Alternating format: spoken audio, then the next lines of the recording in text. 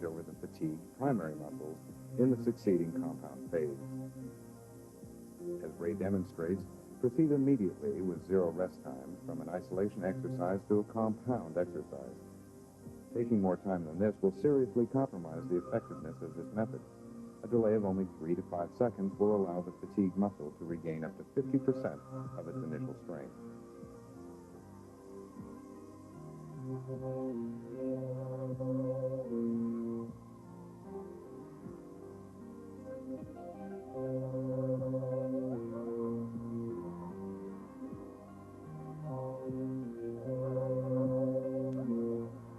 Keep the following tips in mind.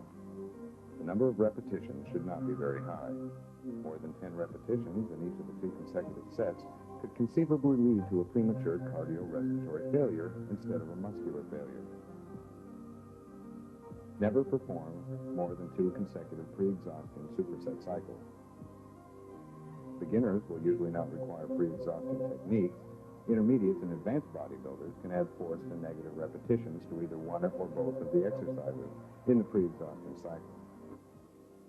Don't get stuck on using pre-exhaustion or any other method exclusively. Using pre-exhaustion once a week for each body part is sufficient. As your body adapts to increasing levels of training intensity and stress, higher levels of intensity will be required to further stimulate muscular growth. The tendency will be a desire to do more. This, however, is neither desirable nor possible. You can train hard or you can train long. You just can't do both. Sustained attempts at high-intensity training does little in the way of stimulating further growth. Instead, what results is a reduction of the body's recuperative abilities. All work performed past the point of maximum stimulation will be counterproductive. A routine that is intense enough to stimulate growth must also be short enough to allow growth to take place. If workouts and exercises continue to be added over and above the recommended schedule, your intensity will diminish, and so will your results. It is the intensity of your workout, rather than its duration, that determines your rate of muscular growth. So your immediate goal should be to reduce the time spent in training and to maximize your effort utilized in training. Direct application of these high-intensity training principles will guarantee optimal progress. While it is true that each of us are unique as personalities, it is also true that we are physiologically alike, making our training requirements practically identical. Yes, there are those who will gain faster than others, owing to differences in existing levels of fitness and development, age, and in innate adaptability to exercise. The important point to remember here is that you will grow progressively larger and stronger muscles only when you train with increasing levels of intensity. This is universal and applies to all human beings. Intense training is purposeful behavior aimed at the goal of increasing muscular size and strength. In order to train as hard as possible, you must retain a clear image of your purpose. Once your goal is sharply but realistically defined, all that remains is carrying out your plan. Don't, however, worry about your individual potential. Potential is only the expression of a possibility, something that can be assessed accurately only in retrospect. In other words, you'll never know how good you might have become unless you try. So let's get with it. Here now is a basic 3-day routine meant to be performed every other day with a 2-day rest on weekends. It is a full body workout that can be used by athletes, bodybuilders, and anyone interested in increasing overall strength and fitness. As a basic routine designed to work all the major muscle groups, it can be used by even advanced trainees with positive results.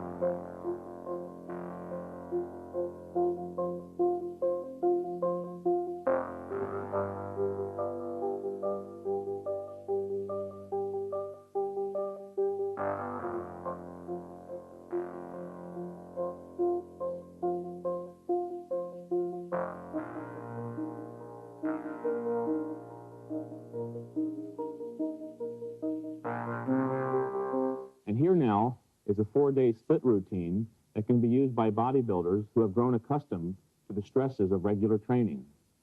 The scheme is to work half the body on Mondays and Thursdays, and the other half on Tuesdays and Fridays, with Wednesdays, Saturdays, and Sundays off for rest.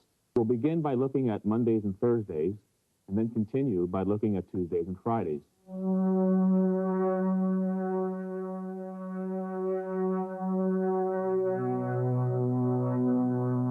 The leg extension is the only exercise that effectively isolates the frontal thighs.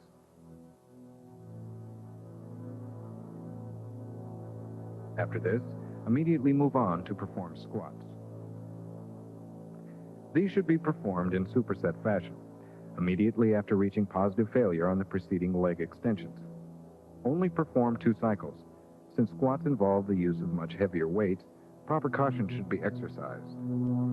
Choose a weight which allows about 10 repetitions and stop at the point of positive failure. To round off your leg work, you should not forget to work the antagonistic muscles at the rear of your thighs. They are usually referred to as the hamstring muscles. Perform these leg curls for only 1 set to positive failure.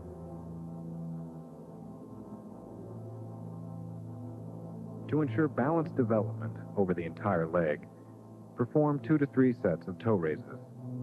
This is an exercise where full extension and complete contraction is absolutely essential in order to adequately work the calves.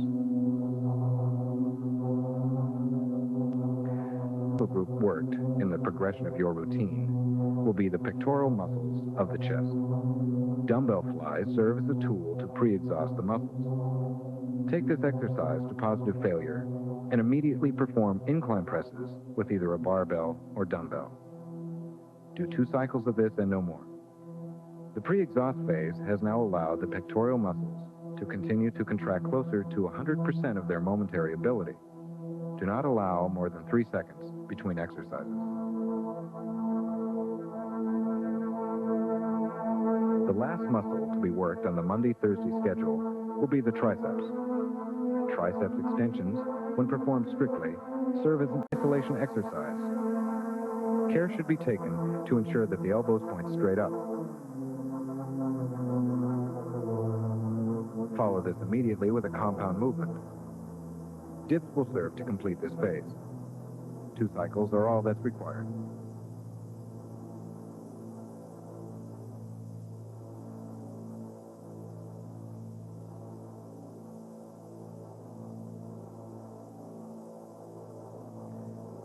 This was the first half of our split routine. Now let's move on to the second half, which is to be performed on Tuesdays and Fridays.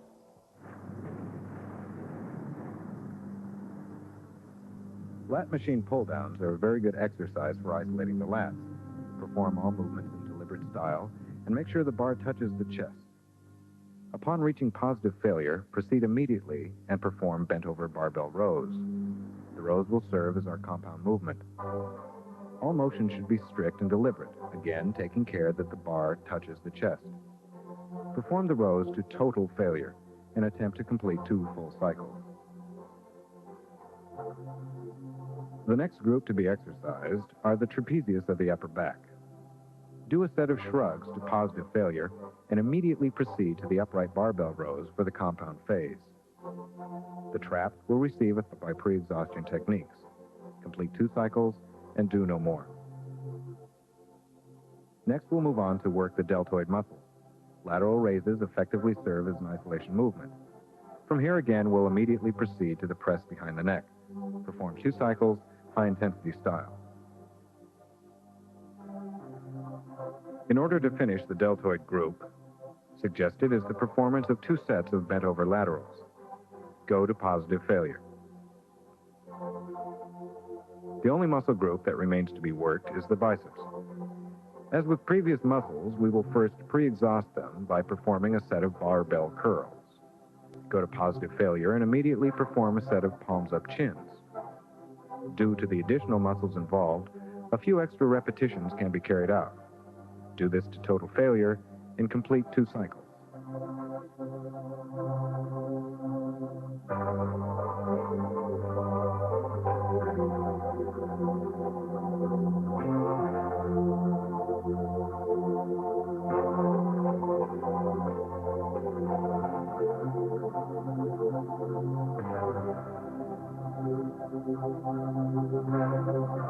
These routines are meant to serve as guidelines. They are not intended to restrict your training. Sizes can easily be substituted, so feel free to be creative. The important thing to remember is to adhere to the basic underlying tenets of high-intensity training. Kathy, Ray, and I have demonstrated various exercises with many pieces of equipment. This is not to suggest, however, that various other types of equipment cannot be used just as effectively. You may even find that certain types of equipment suit your individual temperament. Various combinations of equipment can be used with varying degrees of success depending upon your goal and effect desired. Whatever you choose, free weights or machines, no one piece of equipment is capable of working magic. For optimal results, the single most important factor is intensity of effort. The results you realize will be totally dependent on the energy you put forth. So give it your all and realize your ambitions. This is your host, Mike Mentzer, wishing you much success with high-intensity training.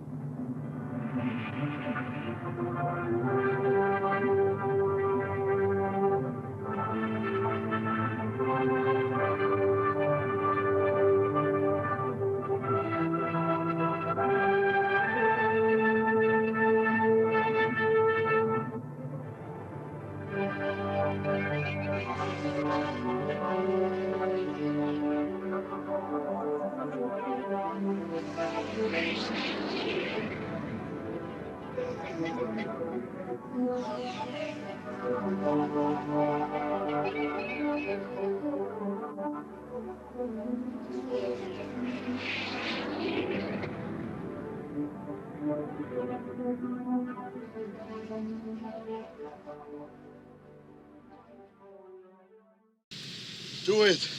Do it! Come on, come on!